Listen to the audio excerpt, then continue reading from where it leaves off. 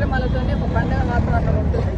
అంబేద్కర్ గారిది కానీ, పూలే గారిది కానీ, అదేవిధంగా జగ్జీవన్ రామ్ గారిది ముగ్గురిది జయంతి ఒకే నెలలో రావడంతో ఒక పండుగ వాతావరణం, మహనీయుల పండుగ అనుకోవచ్చు. ప్రతి ఒక్కరికి కూడా ఈరోజు పూలే గారిని గుర్తు చేసుకుంటూ వారికి ఘనమైన నివాళులు అర్పిస్తూ వారి ఆశలను సాధించే దిశగా మనం అందరం పనిచేద్దామని కోరుతా ఉన్నాం. ముఖ్యంగా పూలే గారు బాలికల విద్య కోసం పెద్దపీట వేస్తారు. ఆయన మ్యారేజ్ చేసుకున్న తర్వాత కూడా వాళ్ళ వైఫ్ని చదివించి ఆ రోజే ఒక స్ఫూర్తిగా నిలబడ్డారు.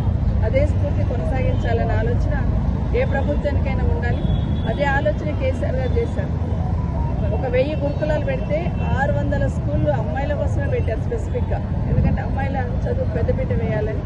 కాబట్టి దండ వేసి దండం పెట్టడమే కాదు, వాళ్ళ ఆశయాలను సాధించాలని మాటలు చెప్పడం కాదు, చేతలో చూపించినట్టు గతంలో ముఖ్యమంత్రి గారు. భవిష్యత్తులో కూడా అలాగే జరగాలని ఈరోజు దేశవ్యాప్తంగా చూస్తే మన రాష్ట్రంలో అమ్మాయిల చదువు కోసం యూనివర్సిటీ స్కూళ్ళ నుండి మొదలుపెట్టి యూనివర్సిటీ వరకు అమ్మాయిల సంఖ్యను ఎక్కువగా ఉందంటే దాని వెనకాల ప్రభుత్వం గత 10 సంవత్సరాలు చేసిన కృషి అని ఒకసారి గుర్తు చేసుకుంటాం.